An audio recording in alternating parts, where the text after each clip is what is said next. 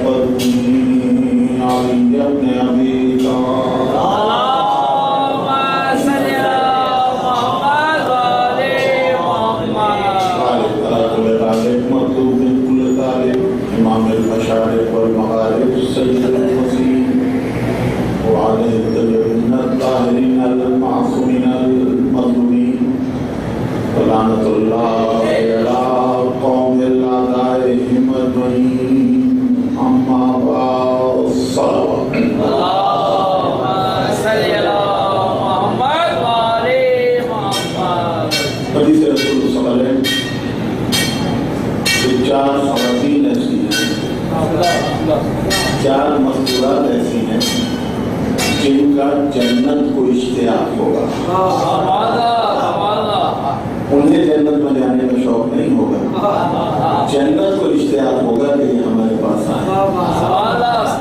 ان چار خواتین میں ایک جناب آسیہ زوجہ فرعون، ایک مریم مادر موسیٰ عیسیٰ، ایک خدیجہ مادر فاطمہ اور ایک فاطمہ الزہرا مادر حسنین۔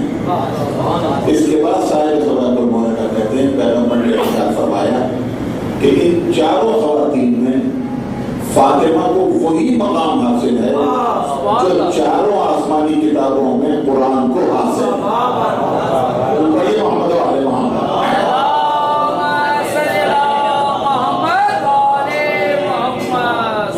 چار خواتین جنت میں ضرور جائیں گی۔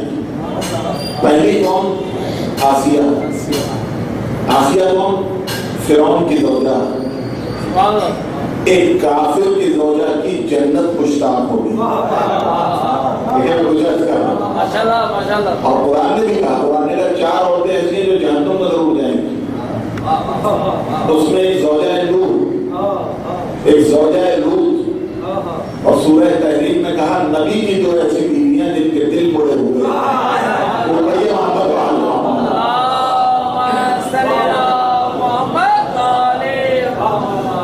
خدا کہہ رہا ہے نبی کی بیوی جہنم میں جائے گی، رسول کہہ رہے ہیں فرعون کی زوجہ جنت میں جائے گی۔ وہ نبی کی بیوی ہے جہنم میں جائے گی، یہ مشرک کی بیوی کہا جنت میں جائے گی۔ ہم نے کہا پالنے والے نبی کی بیوی جہنم میں، مشرک کی بیوی جنت میں، کہا یہی تو بتا رہا ہوں کہ جنت رشتہ داریوں کی بنیاد پر نہیں ہوگا، جنت اہلیت کی بنیاد پر ہوگا۔ تو کہیے محمد و آل محمد۔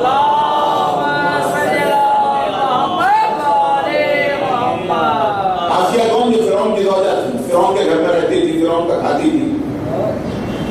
خدا نے کہا مومنہ فرعون، فرعون کے ہاں مومنہ۔ تو ہم نے کہا جب مومنہ ہے تو کلمہ کیوں نہیں پڑھا؟ اس کا مطلب بغیر کلمہ پڑھے بھی مومن ہوتے ہیں۔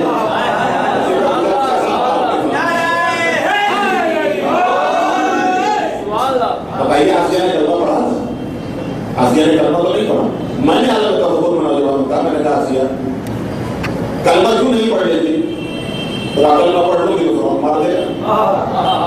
ہم نے کہا اچھا ہے شہید ہو جاؤ، ایک کافر کے ہاتھوں ماری جاؤ، شہادت کا رتبہ بھی نصیب ہو جائے گا۔ تو کہا اگر شہادت سے بڑا رتبہ مل رہا ہو تو؟ ہم نے کہا شہادت سے بھی کوئی بڑا رتبہ ہے؟ تو میں نے یہاں ایک معصوم کو گود میں پالنا شہید ہونے سے زیادہ بڑا رتبہ ہے۔ شہید تو بہت سے تلوار کے نیچے آگے ہو جائیں گے، معصوم کو پالنے کا ہر ایک کو منصب نہیں ملا کرتا۔ اس کا مطلب معصوم کو پالنا کلمہ پڑھنے سے زیادہ بہتر ہے۔ تو پڑھیے محمد و آل محمد۔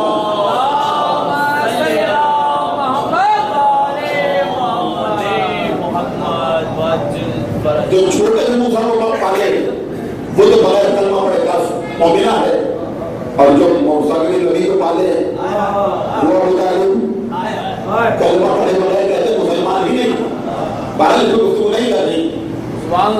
आसिया जन्नत पर जाएगी, मरियम जन्नत पर जाएंगी, खदीजा जन्नत पर जाएंगी। अभी 10 रमजान को जनाब खदीजा के यौम शहादत बहुत कम मजलिस से होती है और बहुत कम बीवी की सीरत पढ़ी जाती है। मुसलमानों ने बड़े कलम चलाए हैं बीवी के लिए, और बड़ी बहस है कि उनकी उम्र इतनी थी इतनी थी इतनी थी। और एक साहब ने तो अपनी सारी तवानाई इसी में सर्फ कर दी कि बीवी रसूल के पास आने से पहले शादीशुदा थी और उनकी पहले शादी हो गई थी, रसूल से उनका दूसरा था। और जब हमें इस बहस में पढ़ने की जरूरत है ही नहीं कि बीवी पहले से शादीशुदा थी या नहीं थी, या एक जुमला कहता हूँ आपके जहनों को कि इस बहस पर पढ़ने की जरूरत है ही नहीं कि बीवी कमारी थी या नहीं थी। मेरे जुमले को महसूस कीजिएगा, लेकिन आलम इस्लाम में कोई इस बात की मुखालफत नहीं करता कि बीवी चाहे गवारी हो या ना हो, लेकिन बीवी को मोहम्मद पहला ही गवारा मिला और किसी को मोहम्मद गवारा नहीं मिला।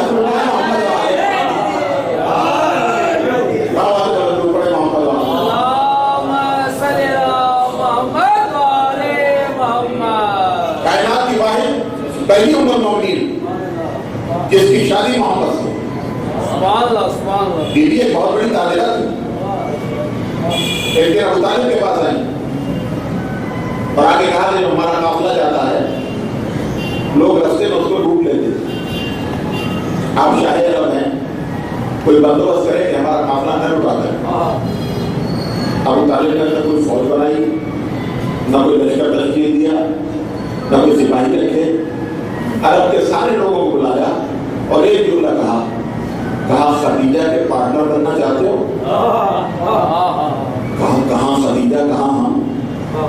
अरब की रईस खातून, हमारा इतना बड़ा कारोबार था, जिसका जितना कारोबार है लाके दे दे, उसी के हिसाब से मुनाफा दे देंगे।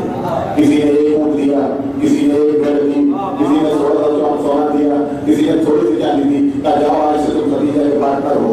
जब काफिला चला तो वही लोग जो पहले तलवार लेकर लूटने को खड़े होते थे, अब तलवार लिए खड़े थे कि हमारा माल जा रहा है, हमारा माल जा रहा है, हमारा माल जा रहा है।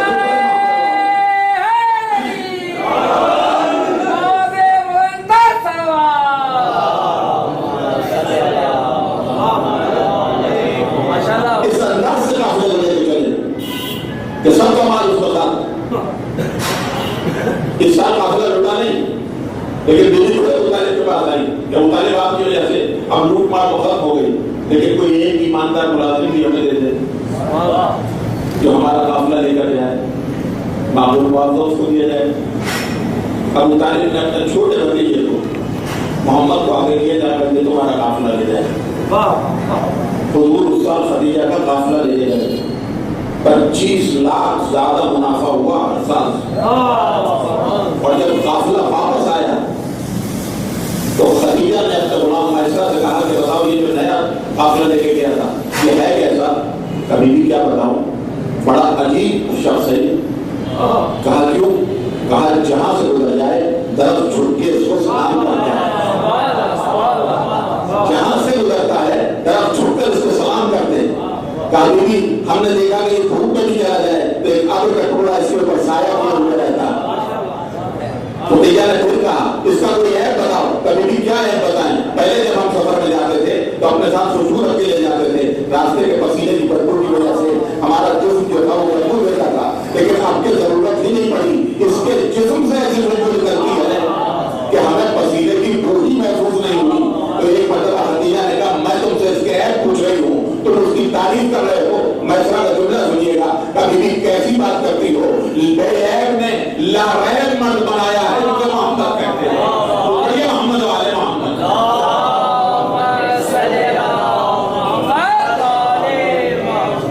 मुझे नहीं पता कि खदीजा की शादी हुई थी या नहीं हुई, लेकिन जब जुमलों से अंदाजा लगाइएगा कि हुजूर की मोहब्बत खदीजा के दिल में जागी और अपने चचा माता अपने नौफिल को बुलाया और कहा कि मैं चाहती हूँ कि शादी कर लूँ, लिहाजा कोई बेऐब मर्द बताए।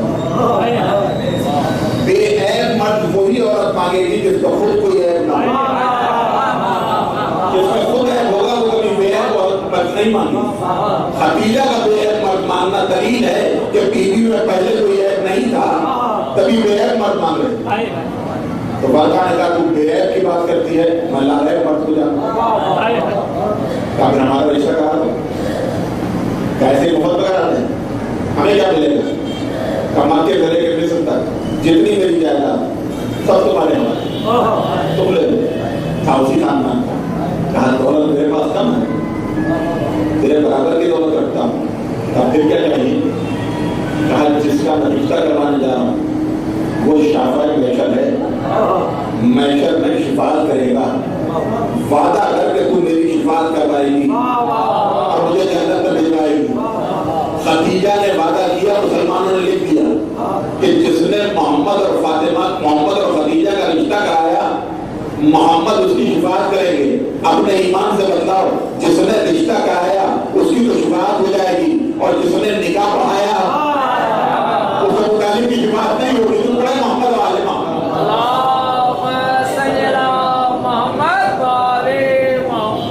بجاؤ پھر ہمارے رشتے کی بات کرو. پوری تعلیم کی ذمہ داری سے پڑھنا. ورقہ حضور کے پاس آئے اور کہا ایسے ایسے ہماری مالکہ خدیجہ آپ سے رشتہ چاہتے ہیں. حضور نے کہا چچا سے پوچھ کے بتاؤں, اپنے چچا سے پوچھ کے بتاؤں گا. میرے نوجوان ساتھیوں میرا ساتھ دینا, یہ محمد کیا کہہ رہے ہیں کہ چچا سے پوچھ کے بتاؤں, کیا واقعی محمد کہہ رہے ہیں؟ مجھے نبی وہ ہے جس پر پہرا لگا ہوا ہے کہ یہ تو کچھ کہتا ہی نہیں ہے جب تک کہ ہم پڑھی نہ کرتے.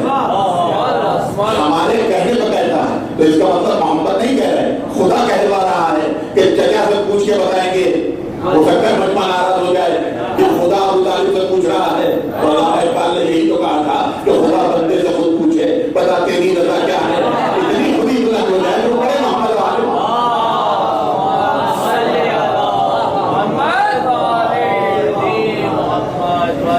جا کے بھتیجے نے چچا سے کہا, چچا نے کہا تمہاری کیا مرضی؟ جو چچا آپ کی مرضی. بھتیجے بندے کہہ کو ہم نکاح کے لیے آ رہے ہیں. نوجوانوں یہ جملہ یاد رکھنا, حضور کی بیویاں بہت, مگر 3 مقام ایسے ہیں جہاں حضور خود چل کے گئے. ساری شریعت جہاں محمد سے وہاں رہی ہے. پورا قرآن اگر رات میں تھے تو رات میں آئے تھے آ گئی, اگر میدان میں تھے تو میدان میں آئے تھے آ گئی, اگر صحرا میں تھے صحرا میں آ گئی, اگر آسمان میں تھے آسمان پہ آ گئی. ہر ہے اگر لحاظ میں تھے تو لحاظ میں آ گئی. ہر جگہ آئے تھے آئیں. لیکن 3 چیزوں کے لیے محمد کو چل کے جانا پڑا. ایک, جب 13 رجب کو علی کعبے میں پیدا ہوئے تو خود چل کے نہیں آئے, محمد چل کے گئے علی کو لینے کے لیے. دوسرے, جب فاطمہ کا نور زمین پہ آسمان پہ آنا ہوا تو محمد معراج پہ چل کے گئے فاطمہ کا نور لانے کے لیے. تیسرے, جب خدیجہ سے شادی کرنی ہوئی تو باقی ساری بیویوں کو ان کے والدین گھر چھوڑ کے گئے تھے, خدیجہ کو لینے محمد کھل گئے اور باقاعدہ نکاح پڑھا کے ساتھ لے کر آئے. تو وہی محمد والے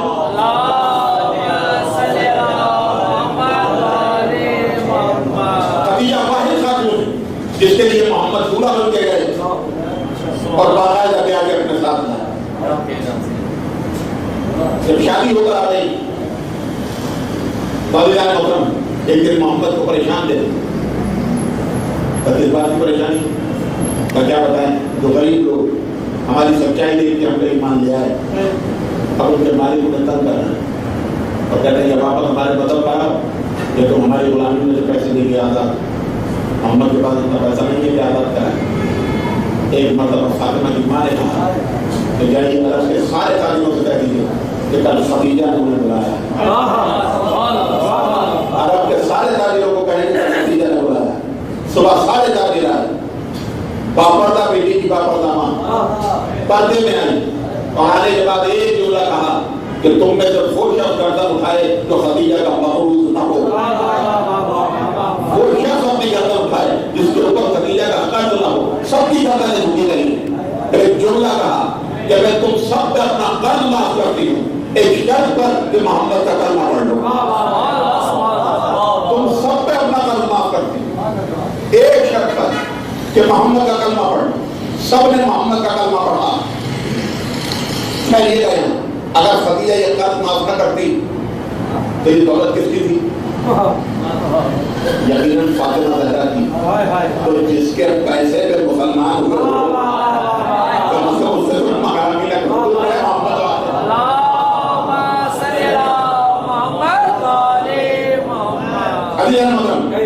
یہ خدیجہ جنت میں ضرور جائیں. دوسرے فاطمہ زہرا جنت میں ضرور جائیں جن کی جنت مشتاق ہوگی. واحد بیوی ہے جس کی شان میں سورہ اِنَّا أَعْطَيْنَاكَ الْكَوْثَرَ فَصَلِّ لِرَبِّكَ وَانْحَرْ اِنَّا شَانِئَكَ هُوَ الْأَبْتَرُ. 3 آیتوں کا سورہ.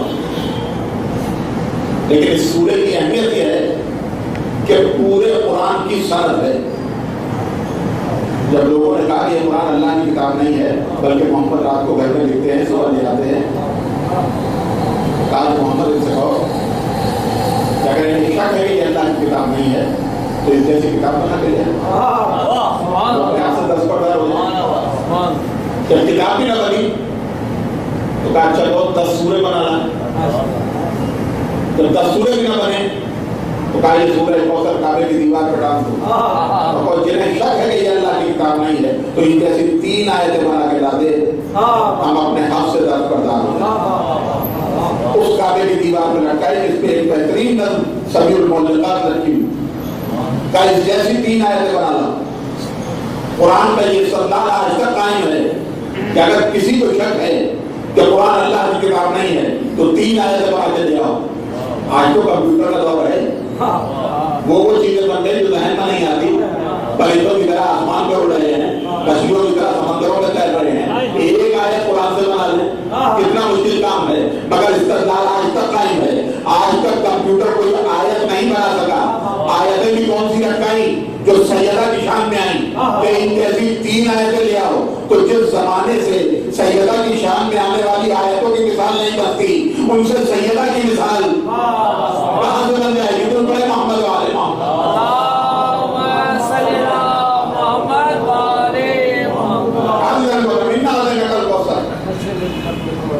ہم نے تمہیں کوثر آتا ہے. لوگوں نے کوثر کے بڑے بڑے معنی کیے. حوض کوثر, کسی نے کہا دریا ہے, کسی نے کہا کنواں ہے.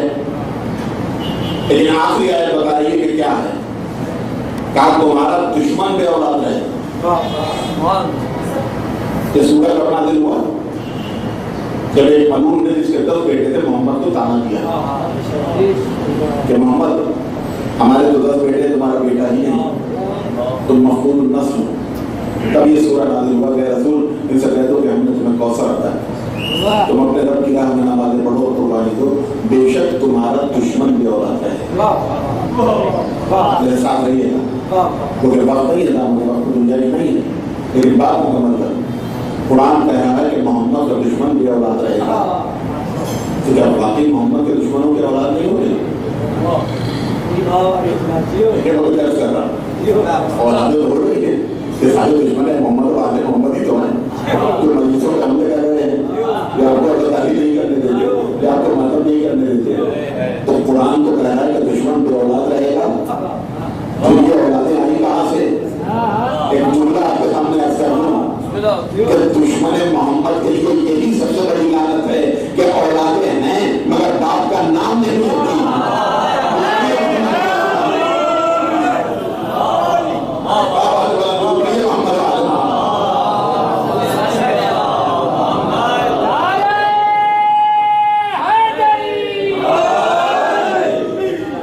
تمہارا دشمن بے اولاد رہے. نئے ناموں کا زمانہ ہے.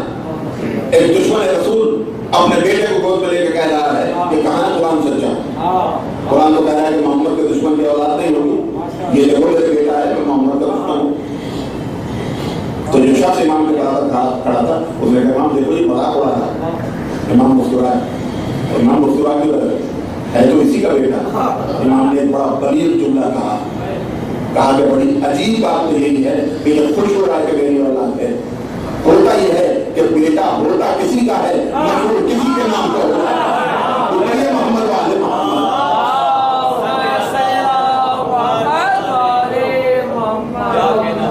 ہم نے تمہیں کوثر عطا کی. عزیزان محترم, آج 17 कोसर का पहला मिज़दार शरीयत इमाम मोहम्मद हसन मुस्तफा अलैहिस्सलाम बाद बुलंदर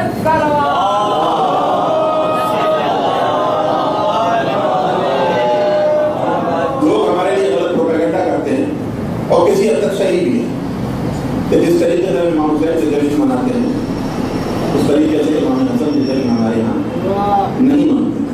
तो लोग ये कहते हैं कि ये हुसैन को बड़ा मानते हैं, ऐसा नहीं। हमारा अकीदा सुनिए, हम हुसैन के बड़े को हसन कहते हैं। हम जिसकी इमामत में 10 साल हुसैन रहे उसको हसन कहते हैं। और एक जुमला आपके सामने कह दूं कि हम दस्तारे अली के वारिस को हसन कहते हैं और दस्तारे हसन के वारिस को हुसैन कहते हैं।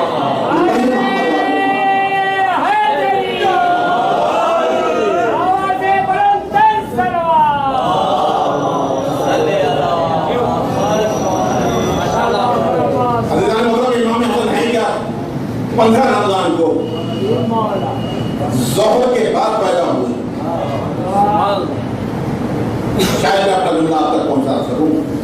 15 रमजान को ज़ोहर के बाद इमाम हसन की विलादत हुई और असर की नमाज बीवी ने मुसल्ले को पढ़ी। मेरा जुमला आज तक नहीं पहुंचा। ज़ोहर के बाद पैदा हुए, असर की नमाज बीवी ने मुसल्ले को जाके पढ़ी।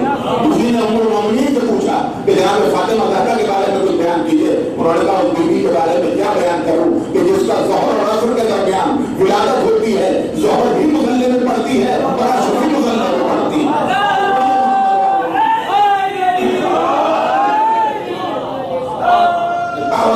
पढ़िए मोहम्मद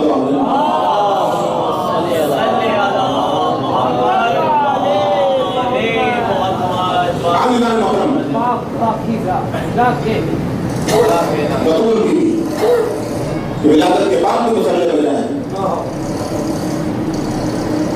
उम्मैमन ने आकर रसूल को इत्तला दी कि हुजूर आपके यहाँ बच्चे की विलादत हुई। अब सुनिए, हसन निज़ामी अपनी किताब में लिखते हैं कि हुजूर ये खबर पाकर इतनी तेजी से दौड़े कि अमामे को हाथ से संभालते थे और आबा जमीन से बिगड़ती हुई जाती थी। अहले इल्म के दरमियान एक जुमला का इमाम हसन निज़ामी ने लिखा, वो कहते हैं हुजूर का मस्जिद से लेके फातिमा के घर जाने तक ऐसा वालिहाना अंदाज था हसन की ज़ियारत के लिए कि मूसा का टूर पे खुदा की ज़ियारत को जाते वक्त ऐसा अंदाज नहीं देखा गया। तो बढ़िया मोहम्मद वाले मोहम्मद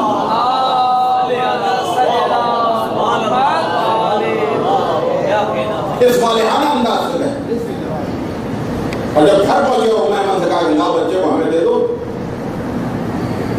तो उम्मैमन ने कहा हुजूर अभी गुस्ल नहीं दिया। पैगंबर के चेहरे का रंग सुर्ख हुआ और कहा उम्मैमन तुम हमारे बच्चों को पाक करोगी, तुम हमारे बच्चों को गुस्ल दोगी। मैं कहूँ हुजूर डांट क्यों रहे हैं, शाबाशी देने का मुकाम है। आप ही बताइए कि शरीयत है कि बच्चा जब पैदा हो तो नजीस, जब मर जाए तो नजीस, पैदा हो तो उसने मौलूद वाजिब, मर जाए तो उसने मैयत वाजिब।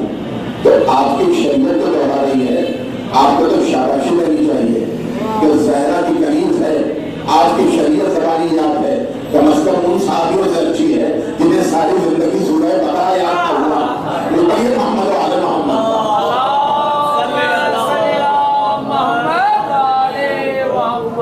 पैगंबर ने जवाब दिया, ऐसा नहीं कहा, इसे नहीं डांट रहा, ज़माने भर के लोगों को डांट रहा हूँ कि अपने बच्चों का कयास हमारे बच्चों में न करना।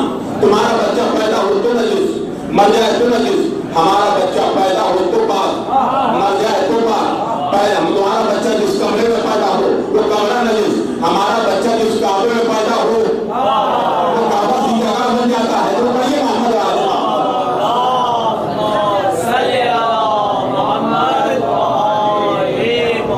इन्हीं ने बच्चे को दिया तो सफेद कपड़े में, काले इसके कपड़े उतारो, इसको सफेद कपड़े में दो। मैं कहूँ हुजूर गर्द कपड़े में क्या बात है? तो शायद पैगंबर कहें कि हम बताना चाहते हैं कि हमारे बच्चों पे दुनिया के रंग असर नहीं करते हैं, ये दुनिया के रंग में रंगते ही नहीं है।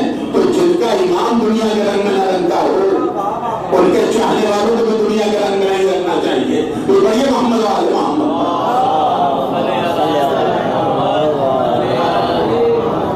जब नाम रखने का वक्त आया तो गाली बताओ क्या नाम रखें।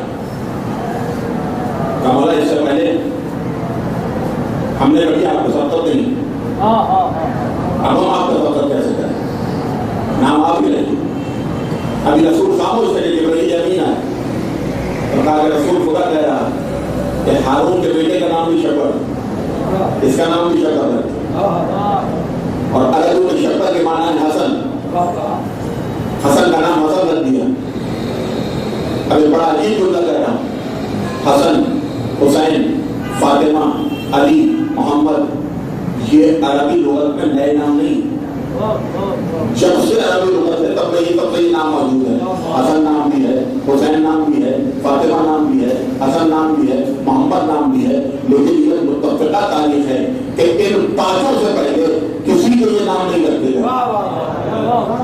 हसन से पहले किसी का नाम हसन नहीं था, हुसैन से पहले किसी का नाम हुसैन नहीं था, फातिमा से पहले किसी का नाम फातिमा नहीं था, अली से पहले किसी का नाम अली नहीं था। तो लुगत में तो ये लफ्ज़ मौजूद थे, फिर किसी ने रखा क्यों नहीं? तो अल्लाह शेख सुलेमान लिखते हैं कि नाम लुगत में तो थे, लेकिन खुदा ने हिजाब डाला हुआ था, किसी को नजर नहीं आते थे। तो जो खुदा इनके नामों पे हिजाब डाल सकता है, अगर वो आखिरी को हिजाब में रख ले तो हमारी बात कौन सी है? तो बड़ा मोहम्मद आलिमा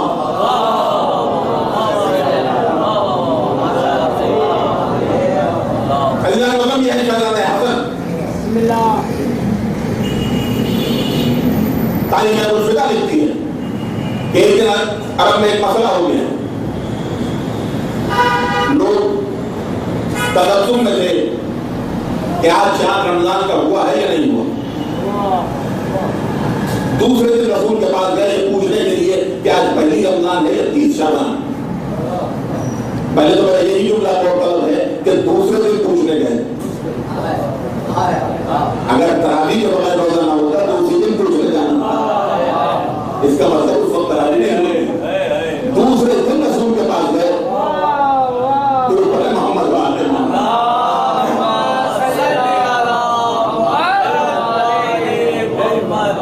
ये पूछने के लिए कि हुजूर आज शाबान की 30 है या रमजान की पहली।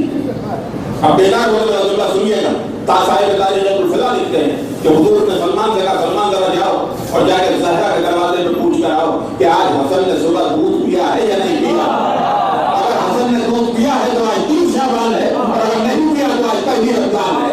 40 साल के बाद ईमान लाने वाले और होते हैं, माँ की गोद में रोजा रखने वाले और होते हैं। तो कहिए मोहम्मद आलिमा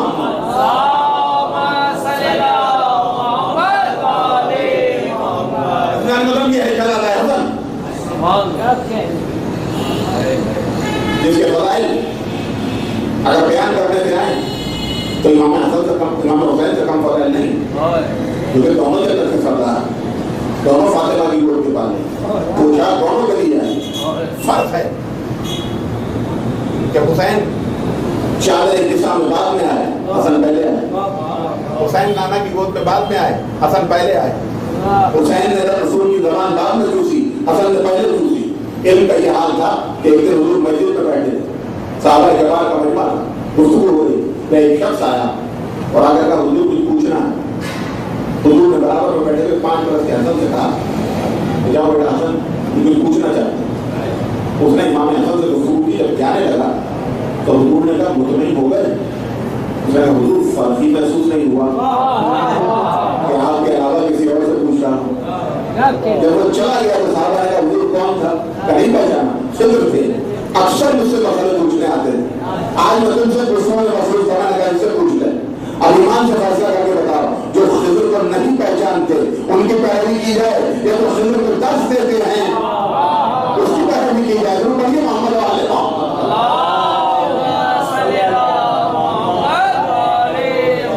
मैं हाथ जोड़ के पूछूं, हुजूर आपने हसन की तरफ इशारा कर दिया, काफी था। ये जाते वक्त पूछने की जरूरत क्या थी कि मुतमईन हुए या नहीं हुए? क्या आपको नहीं पता था कि हसन मुतमईन करते थे? फिर आपने पूछा क्यों तो मुतमईन हुए या नहीं हुए? कि अपने आप को मुतमईन नहीं कर रहा था, इस मजमे को मुतमईन करना चाहता था कि हम सारे मोहम्मद एक जैसे हैं, चाहे पहला मोहम्मद जवाब दे चाहे छोटा मोहम्मद जवाब दे, तो बड़े मोहम्मद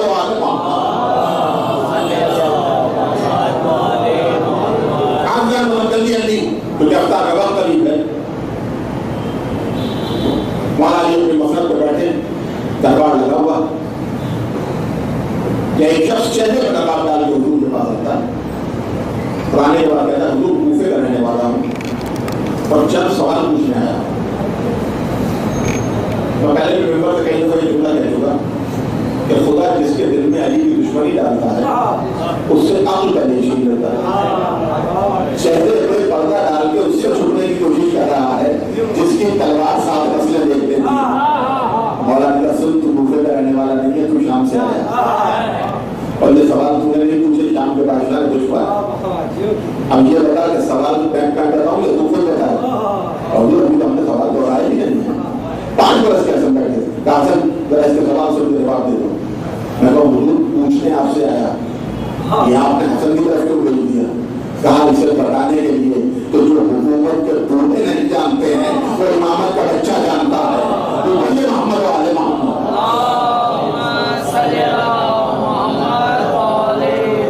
چھوٹی سی امامت نے وہی سوال کیا کہ سوال تم بتاؤ گے یا ہم بتائیں؟ حسن آپ کو سوال معلوم ہے؟ کہا ہاں۔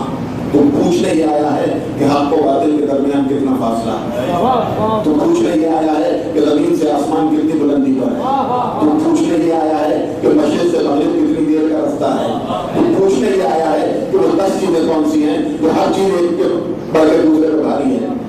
تو حضور پھر جواب بھی دے دیجیے، سنو جواب۔ حق و باطل کے درمیان 4 انگلیوں کا فاصلہ کا مطلب کا آنکھوں سے دیکھے تو حق ہے، کانوں سے سنے تو باطل، صرف 4 انگلیوں کا فاصلہ۔ جو آنکھ سے دیکھو وہ حق، جو کانوں سے سنو وہ باطل۔ زمین اور آسمان کا فاصلہ اتنا ہی ہے جتنی نظر کی حد ہے۔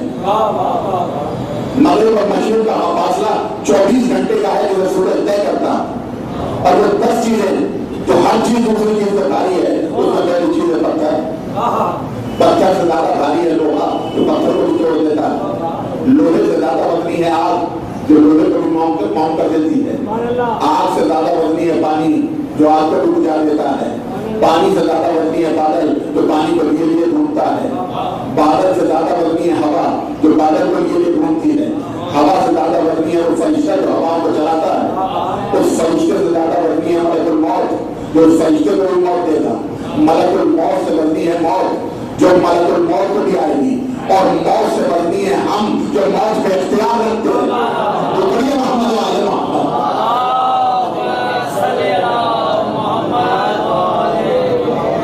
عزیزان مطلب یہ ہے ہماری امامت جس میں تلوار بھی چلائی۔ لوگ کہتے ہیں کہ امن پسند، بلکہ ایک صاحب نے کتاب لکھی کہ دونوں شہزادوں کے مزاجوں میں فرق۔ حسن صلح پسند تھے، حسین جنگ پسند، ایسا ہرگز نہیں۔ نہ حسن صلح پسند تھے نہ حسین جنگ پسند، بلکہ خدا جنت نصیب کرے علی نقل صاحب کا ایک جملہ ہے، وہ کہتے ہیں نہ حسن نے صلح کی ہے نہ حسین نے جنگ کی۔ مسئلہ صرف اتنا ہے کہ باپ نے ایک بھائی سے صلح کی، بیٹے نے دوسرے بھائی سے جنگ کی، نہ انہوں نے صلح کی نہ انہوں نے جنگ کی۔ تو یہ محمد و آل محمد۔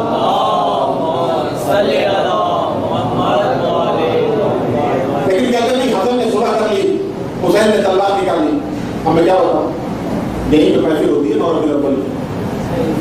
ایک سال نور الاول کو اچانک ہمیں کارڈے جانا پڑا، بلڈ پریشر شوٹ کر گیا، ہاسپٹل سے ہم یہاں سے پڑھنے کے لیے 200 ڈاکٹروں نے ہمیں دوائی لکھ کے دی، بجائے کہ ٹھیک ہو جائے۔ تو ہم 10 سال ہو گئے اس بات کو۔ اب جو ہم گئے تو ڈاکٹر نے کہا آپریشن ہوگا، بائی پاس کرانا پڑے۔ ہم نے کہا وہاں ذرا سی دواؤں سے صحیح ہو گیا تھا، وہ ڈاکٹر اچھے تھے، آپ کیسے ڈاکٹر تو کہہ رہے آپریشن ہو؟ تو لوگوں نے سمجھایا کہ ڈاکٹر کا مسئلہ نہیں ہے، تم 10 سال پہلے آئے تھے، مرض کی نوعیت ایسی تھی جو دواؤں سے کنٹرول ہو سکتی، اب 10 سال کے بعد آئے ہو، اب مرض اتنا بگڑ گیا ہے کہ آپریشن کے بعد گزارا نہیں ہے۔ یہی مسئلہ حسن اور حسین کا ہے۔ جب بیمار اسلام حسن کے پاس آیا تو حسن نے محسوس کیا کہ صلح کرنے سے شفا ہو جائے گی، حسن نے صلح کر لی۔ جب حسین کے پاس آیا تو سوائے آپریشن کے کوئی اور چارہ ہی نہیں ہوتا۔ تو بڑا محمد و آل محمد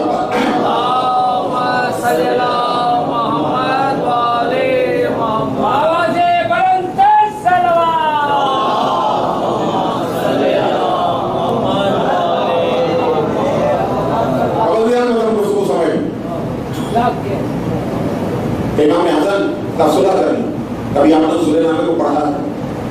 जो बुजुर्ग बैठे उनसे गुजारिश करूंगा कि बच्चों को सुलेनामा पढ़ाया कि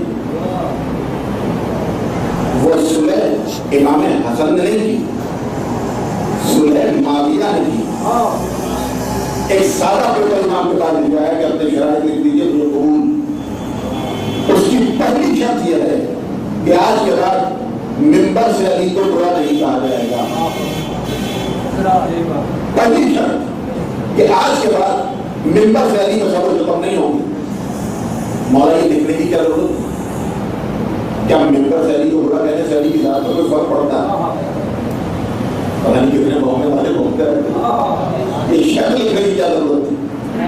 इमाम ने कहा मैं इमाम हूं, मैं जानता हूं कि आगे चल के दुनिया अपने सारे जुर्मों से इनकार कर देगी। ये भी हमने नहीं किया, ये भी हमने नहीं किया, फिल्म भी हमने नहीं खाया, दरवाजा भी हमने नहीं चलाया, हमने कुछ नहीं किया। मैं तहरीर में ला रहा हूँ कि आज के बाद शक्ल खत्म नहीं होगी और इससे दस्तक ले रहा हूँ ताकि कल को मुका न जाए कि मिंबर से कोई बुरा नहीं कहता था। तहरीर में ले रहा हूँ ताकि कल इनकार की गुंजाइश ना हो। जरूर पड़े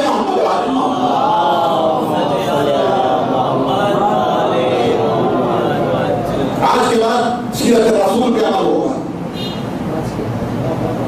ये आज के बाद सीरत रसूल पे अमल होगा। दस्तक बता रहे हैं कि आज से पहले सीरत रसूल पे अमल नहीं होता। ये सुलेनामा और उसको तमाम करूं। एक दिन हाकिम शाम मदीने आया, लोगों ने कहा कि अली का बड़ा यहाँ पर चर्चा है, बड़े सफी थे, कोई 1 रुपया मांगे 10 रुपये दे देते थे, कोई 50 मांगे 500 दे देते थे। उसने कहा अच्छा ऐलान कर दो आज हमारे अपनी सखावत दिखाएं। भिखारी आना शुरू हुए, जो 1 मांगता था उसे 10 देते थे और पूछता भी जाता था कि अली ने कभी इतना दिया, अली ने कभी इतना दिया। या एक ने आगे इमाम हसन से कहा कि वो बैठा हुआ इस तरीके से कहा। शाम के वक्त इमाम उसके पास पहुंचे। इमाम को देखते ही उसने, जिसकी जितनी सोच होती है उतनी बात करता है, इमाम को देखते ही जुमला कहा, हसन क्या समझे थे शाम हो गई तो मेरे पास दौलत खत्म हो गई और तुम्हें खाली हाथ नहीं दूंगा। तो गुलामों से कहा सुबह से लेके अब तक जितना बांटा तो सबका सब लाके इमाम के सामने से डबल लाके तुम्हें दौलत आई, कर लीजिए ये ले जाइए। कभी आपके बाबा ने भी इतनी खैरात की? इमाम खामोश हुए, खड़े हुए। जैसे ही खड़े हुए तो हाकिम शाम के गुलाम ने ही इमाम के नालैन सीधे किए पहनते हैं। इमाम ने नालैन पैरों में डाली और जितनी दौलत थी उसकी तरफ इशारा किया कि लोग ये नालैन सीधी करने के सबब तुम ले लो। उसने एक बार कहा इमाम ये क्या कर रहे हो? अब तुझे बता रहा हूँ कि अगर तू हिंदा का बेटा है तो मैं फातिमा का बेटा हूँ। जितनी दौलत में तू मुझे खरीदना चाहता है इतनी तो मैं तेरे गुलाम को नालैन सीधी करने को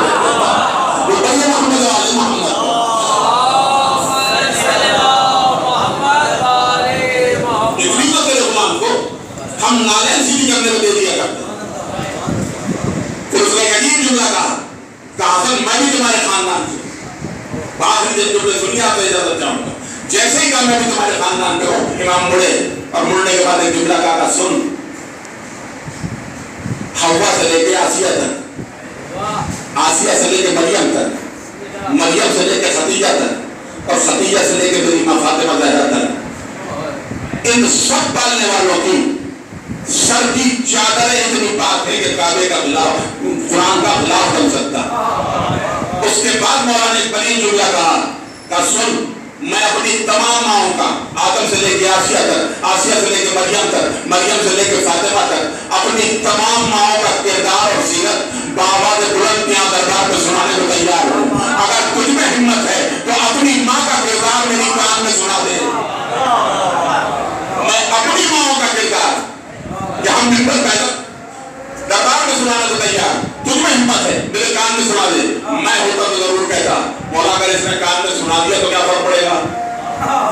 मजमे में तो पता नहीं चलेगा। तो शायद इमाम मुस्कुरा के जवाब दें, मैं जानता हूँ कि इसकी माँ का किरदार इस काबिल नहीं है कि किसी के कान में सुनाया जा सके। ये पढ़िए मोहम्मद वाले मोहम्मद।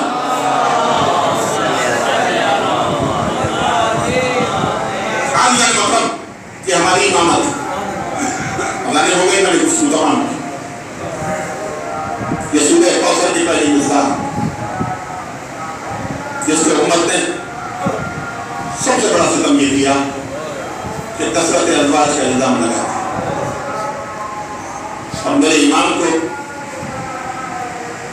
ایک عورت کے ذریعے زہر دلوا دیا گیا. زیادہ نے میرے دوسرے امام کو زہر دیا. امام نے زہر دیا. زیادہ کے حجرے سے اٹھ کے فروا کے حجرے میں آیا. فروا کہتی ہے میں نے دیکھا کہ امام کا چہرہ بڑا متغیر ہے. میں نے کہا مولا طبیعت تو ٹھیک ہے. کہا نہیں امت نے ہمیں زہر دلا دیا. میں نے مولا کو بستر پر ڈالا. جب مولا نے کہا فروا قاسم کہاں؟ قاسم کی عمر سنیں گے 2.5 برس کے ہیں قاسم. کہا مولا سو رہا ہے. کہا فروا قاسم کو اٹھا کے لاؤ. فروا قاسم کو لے کر آئے. امام حسن کے سینے پہ سلایا. اور امام اندازہ کرنا امام کی کیا حالت تھی. جیسے ہی قاسم امام حسن کے سینے پہ لیٹے چیخ مار کے اٹھے کہ اماں بڑا گرمی لگ رہی ہے. اماں بہت دھوپ رہا ہے. اتنا چل رہا تھا امام حسن کا سینہ کہ قاسم کی آنکھ کھل گئی. یا ایک فرما نے کہا مولا اگر اجازت ہو تو علی کی بیٹیوں کو اطلاع کروا دیں. کہاں فرما؟ زینب کو اطلاع کروا. کہا مولا میں چلی جاؤں اطلاع دیں. کہ نہیں فرما قاسم کو بھیج دو. مولا 2.5 برس کا قاسم کیا بتائے گا؟ کہ نہیں فرما قاسم کو کچھ بتانے کی ضرورت پیش نہیں آئی. یہ کہتے قاسم کو کبھی بلایا. سر کا ماما ہوتا تھا. گریبان چاک کیا. کون سمجھ کے قاسم کا سر پہ ڈالی. اور کہا قاسم سے ٹوپی کے سامنے جا کے کھڑے ہو جانا. کوئی بتانے کی ضرورت نہیں آئی. قاسم جب جانے لگے حسن نے پھر روکا. اور روکنے کے بعد کہا حسن رات کا وقت ہے. ہو سکتا ہے ٹوپی سو رہی ہو. ٹوپی کو سوتے سے نظر آنا. پھر کے انتظار کر لینا. ابھی تہجد کی نماز کے لیے اٹھے گی. اس کے بعد ٹوپی کے سامنے چلے جانا. وہ گراؤنڈ میں ڈوبے ہوئے تمام 2.5 برس کے قاسم زینب کے حجرے کے سامنے آئے. دروازہ بند تھا. دروازے سے ٹیپ لگا کے بیٹھ گئے. 2.5 برس کا بچہ ہوتا کیا ہے. قاسم کی آنکھ لگ گئی. جب زینب تہجد کی نماز کے لیے اٹھی دروازہ کھولا تو ایک سر زینب کا قدم میں آ کے گرا. آواز دی اپنا فرصت چھوڑ کے جاؤ. ذرا چراغ لے کر آؤ. ایسا لگتا ہے جیسے کوئی یتیم راستہ بھول جا رہا ہے. فرصت توڑ کے گئی. چراغ لے کر آئی. فرصت نے حضرت قاسم کو موت میں اٹھایا. سر سے چادر اتاری. کبھی بھی کوئی یتیم نہیں ہے.